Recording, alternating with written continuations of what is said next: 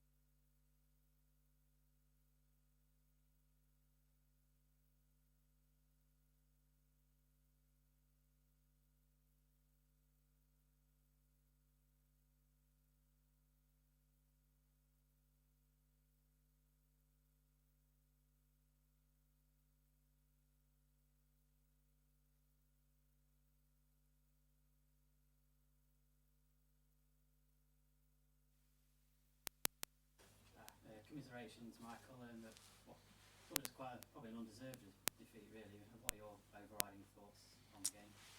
Yeah, I mean, obviously, very happy with the performance. I think it's difficult to say anything other than that. The way we started the game was pleasing, especially after recent games. You know, some of the videos I've watched and the game I watched from the stands, and obviously the game I took on Friday. You know, we started slowly, but tonight we come out in the blocks. That was good. Some good passages of play. I suppose the only disappointment in the game is that we've not scored. We've created umpteen opportunities, but just didn't have that killer edge, that little bit of quality when it mattered. Yeah, you made 8 changes. Is that when you had those 2 runs to the final of the equivalent of this trophy a few years ago? Was that something you incorporated then too? Did you make so many changes? Absolutely, yeah. I mean, it was a little bit different, the rules at the time. So you had to, I think it was 5 or 6 that had to either play the game before or the game after. So, you know, we always, I know don't have to play by the rules and you get fined, but we always play by the rules. But I think it's important to, you know, recognise that it is a squad game. But more importantly, we all know our roles. I think you've seen it tonight. You know, whether you're coming in playing at full-back area, central midfield player, striker, number 10, whatever it may be, they don't change. It's just a different person who's got a different shirt on. And it was good tonight. It was good. They stuck to task. It didn't look like we made 8 changes. You know, the performance was, like I say, it was as good as I could have expected. We even scored a good goal, and we still can't even get on the score sheet. Were any of the performances impressive in particular today? I know Jake's debut. Yeah, Jake was good. Obviously, we were limited the amount of time that we could actually play him due to his injury, so that was already pre-planned. We were possibly going to make the change at half-time, but he felt good. Didn't have any issues with it at half-time, so we gave him an extra 15 minutes. Lots of good performances. Young Aaron did well at full-back. I thought the combination with Harry and George on that left-hand side was fantastic at times. You know, Max at centre-half stepping in, and it was a game that instead of sort of picking out maybe 1 or 2 performances, there was at least 6 or 7 that probably excelled on the night. Yeah, I think there's a few times we were kind of caught out at the back, but I think that's just the case of us chasing. Trying to win the game or trying to get back in the game, absolutely. You know, and that's the point I made to the players. I'm not going to be too harsh about getting hit on the break by a young athletic side, because, you know, ultimately I'd be disappointed if we wasn't trying to get back into the game. So no issues with that, no problems with that. We get the first goal and the game becomes really different. Qualification from the group looks pretty unlikely, although it's not impossible. And I seem to remember last year we got out of the group with just 3 points as well, so you never know. No, yeah, absolutely. I mean, I suppose that's the way it's designed a little bit, with the fact that if, you know, games are drawn and they go to penalties for that extra point. If it's one of them situations where we go into the last game knowing that we still got an opportunity, what it does, it gives us clarity. That's a good thing. But, you know, from my point of view now, it was more just making sure we get a performance tonight, which we did. Yes, I wanted to win the game, absolutely, but for me, I want the players to feel good about themselves going into the game on Saturday, and they're disappointed that they haven't scored tonight. Games in the 3rd tier and facing Sunderland, that'll be a tricky. Yeah, challenging but exciting as well. You know, I'm sure the players will be absolutely chomping at the bit. They'll have a day off tomorrow. They get a chance to recharge the batteries. I'm sure this place will be absolutely rocking on Saturday. You know, and you never know. I know they're on a good run. I know they've got a bit of. But I've seen enough tonight. I've seen enough on Friday to suggest that we can give them a right good game. And obviously, like I say, this place is bouncing, which I fully expect it to. You know, they better be ready for a game. Sunderland, of course, they've had a free week this week with no midweek game. Does that make much of a difference at this stage of the season? Hopefully not. You know, like I say, I suppose it would depend how many players I play tonight on Saturday. And obviously we played on a Friday and they played on a Saturday, so I won't be making any of them excuses, I can assure you, depending on, regardless of what happens in the game. Yeah, there's still three players we haven't seen feature for Lincoln this season, Tom Pett, Lee Freckling, and Ben Coker. Are any of them closer to return, or even Michael Bostic, who's been out for a while? Nope. Is the honest answer. It's very unfortunate. Obviously, 4 very experienced players, umpteen Football League appearances between the lot of them. I think the closest, obviously, we've got at the minute is probably Petty. He's had a good week's training now, just over a week's training, but obviously not played for a while, as we know. Bozzy not been with me since I've been in the building. Again, depending obviously how much work he's going to need with that type of injury, calf injury, it's a little bit of a delicate one. And obviously Frex is a long-term injury as well. All of them, it was like probably at least. Well, I'm not even going to try and guess because I don't. Possibly at this moment in time, numbers-wise in the squad, we're still okay at the minute. We're still okay, and we've got good people in good areas. So, not a massive rush. I don't want to get their hopes up, too much. But it was important that I brought them into the group. They train with the group. They were part of what we did tonight. We're aware of obviously what they're doing elsewhere. We've had them watch consistently. And this is just another part of their development, being involved in the game tonight. Thank you. That creates a lot of chances tonight. Have you been impressed with his performances since you joined the club? Absolutely, yeah. I've been aware of Harry for a couple of years anyway myself, even when I was obviously managing Oxford at the time. So I know of his capabilities. I want to try and play to his strengths. I know his strengths are in the opposition's half of the field and getting forward and linking with his wide player. So we need to try and find a way of utilising that. But you've got to start from a base, and you've got to have people disciplined in behind him just in case it doesn't quite happen.